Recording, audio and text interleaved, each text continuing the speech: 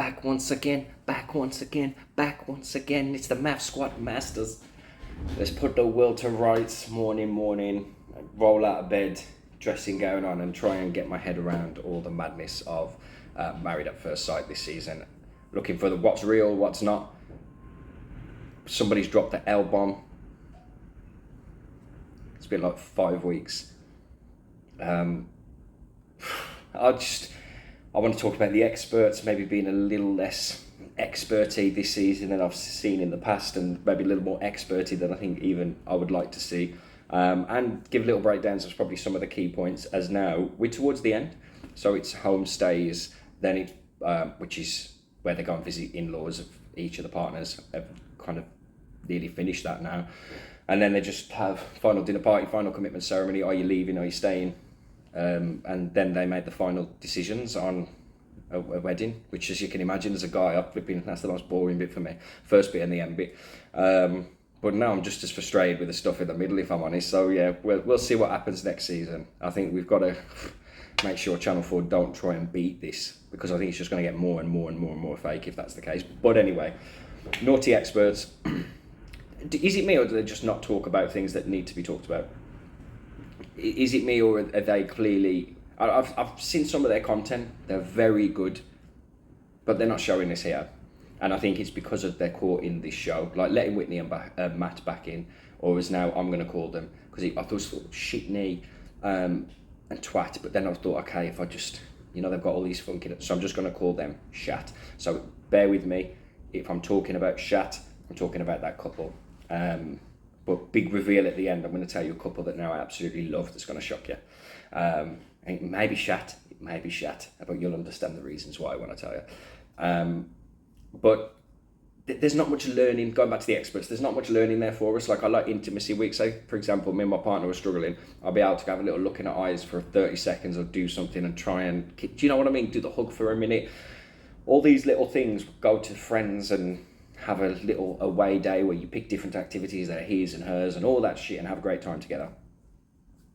That's learn. I can't go, I've now learned from this show, like Married at First Sight, strength of relationships, good expert advice, all that jazz. I just don't know. I don't know. Other than calling out Jonathan and teaching him something, there's not much I think these guys have shown in relation to what they're capable of showing. Good value, good lessons, but they need to check some certain behaviours a little bit more. What they had them do as an activity was write an anonymous letter to another couple. What can I learn from that? I mean, that literally is just get the drama, maximise the drama, and we'll do it. Let's talk about Kwame and Keisha. Kwame's checked out.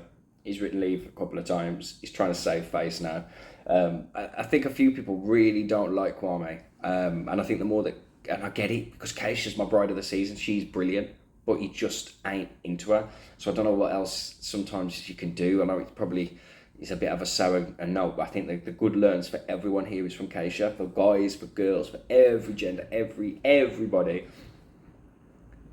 If they're just not into you, like, it's one of those, and guys, man, you can get flipping obsessive over this rubbish. Like, she just ain't into you, mate. Like, and it's one of them. And even if I think it gets to those points where you break them down, in my experience, it's never been great long term, because ultimately, you might get them at, I guess, what you could call a weak point. But it's just not that he or she is just not that into you, I'm afraid. So yeah, that one is what it is. I just think Kwame's put leave a few times now, and he's tried to do it in a nice way. I don't think that's going to work. He's got to do it the harsh way and go, look, I just don't like you. And he needs to learn from Mr. Blunt, our Jonathan, who got a real telling off, who we'll talk about now. And again, has kind of checked his behaviour a little bit. And I think for the first time, he's seen the impact and listened and maybe learned. And then we'll look at George and April. This is just as ambiguous, as confusing, and as bamboozling, shout out Joey from Friends, as he's ever been. I don't know. At this point now, I still do not trust and like April, but she had a homestay where she came back and she had a catch up with a friend, and she seemed so genuine. Am I being tricked here? Like, I don't know. Am I softening my stance here? Because there's still that nagging doubt, or there's something there that I'm just like, am I falling in every male trap here? But she seems so genuine in that, and her friend, he's so good. Everybody needs a friend like him. Being able to just really break things down, talking about Georgie's trust issues. And what really scares me there is there's been nothing specific. Like, say, for example, I was to turn around and go, I don't trust you. It'd be because of this situation that happened, that was with that person. This is where I was at the time. This is how it felt. This is what they told me, you told me, I thought. All that. Da, da, da, da. I love being an overthinker. But sometimes. But that's the reality, where you'd have a specific situation. Like, please let this be specific. And this is what annoys me in this. There's nothing specific. It's all vague. It's all, he doesn't trust. And again, this thing about he'd look at that cushion and say, oh, sleeping with a cushion. I ain't heard or seen any of that. And then you've not said anything specific, like we were out for a walk and then this situation happened. So I still don't know. Jordan and Shanita have had their first problems, or their second problems, but it's nothing. It's the same thing again. Shanita called him out in front of the group at week 2, and that really annoyed Jordan. And then brought up his ADHD and all this kind of stuff. Shout out Jordan. Yes, lad. I've probably got that myself, but got big hearts, man. It's all good. But that's the same thing that happened now. Like, I'm just like, that's just the same thing that's happened now. That he's just called her out, maybe a bit more privately and not in the right way. But it's just the same thing that happened, which shows me they're just a sweet match. They just need to learn to communicate. Mom wasn't happy. Mom's like the best. She needs to write the credits to every film, because you'll get a sequel out of it. A question, it's over, is it? Like, is that good enough, is it? And I'm just like, oh my gosh, she's asking so many like open-ended questions. That's got Shanita going on the most secure too. I don't even know who this bloke is anymore, so bless her. I can tell she's been hurt in the past, and that's unfortunately coming across a little bit. She doesn't go Miss Havisham, which is good, but you're like, I don't know. I wasn't too sure about that myself. Okay, well, Thomas and Adrian, this has gone absolutely mad. I raised in an episode about 2-3 days ago, maybe a bit before. Where's Adrian at?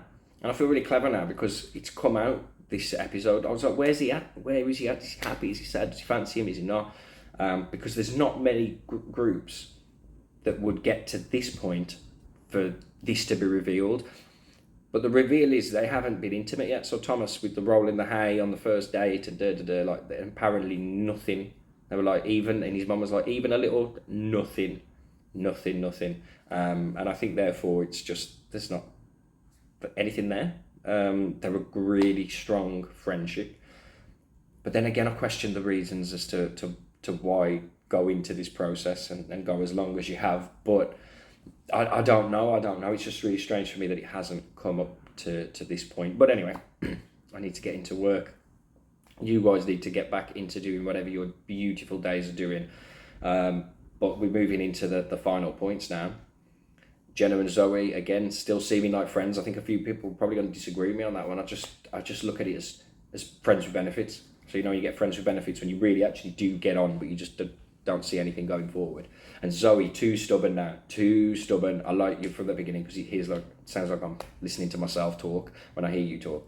But you're too stubborn. You're too sure in your ways a little bit, Zoe, and I think you're really, really cool, but you immediately hit things with a negative, or immediately hit things with a generalised view, when it just shows that you can be just a touch more open-minded. And it shows again how little probably that compromise has been, but it also goes to show how the tiny things you've done will have felt massive, because you've never done it before, is my opinion for Zoe. But anyway, Shitney and Matt, my new favourite couple. Now, just so you know, these are the guys who dropped the L-bomb. Matt has fallen in love with Whitney, and it's true, and it's romantic, and it's real. And like Shanita says, I love love. Love is lovely. So who am I to stand in the way? So my new favourite couple is Shat. Stick with me, because it means good people like us don't need to find them. If every Shat couple, Shitney and Matt, Shat, if every Shat couple could find each other and then just let us sit from the outside and just go, man, look at what's going on in their relationship. Like, my gosh, that's a little bubble of toxicity. Thank heaven. Because people like you and me ain't gonna have no problem speaking to these people to be spun up in a web because they're too busy with their other widow, Black Widow spider of each other. So these two, I honestly think, are the strongest match in mass history. They didn't match them, but I'm now ignoring that. They're the strongest match in mass history, and two people who don't listen, have no ability to feel emotions, are selfish, narcissistic, and even she's like a misogynist, I swear. Yeah. There you go. My favourite couple, shat. Adam Light, Married at First Sight. Check the dressing gown on. Just remember, this is for sale. It's like, if you scratch the label really, really hard, it says Louis Vuitton. So honestly, $3,000. I've reduced it down to 1.8. One-time deal only. Again, I'm still getting my Wales album put out as well, so don't forget, Sounds of the Wales. And that I'm really looking forward to that. It's just Clonda Valleys, but I'm going to use Welsh sounds, be really, really clever with it, and I'm just going to sing songs about Welsh things. So guys, remember to stick around and support him. I hope you believe me and you got some pennies saved for your Wales album, The Wales, Sounds of Wales. And yeah, Adam Light, Married at First Sight. I will be glad when this is done, but let me know what you think I should be doing next. Because as it stands, this looks like this 90-day fiancé thing is the one. But I want to do 60 days in, like proper prison. Need to get my testosterone back.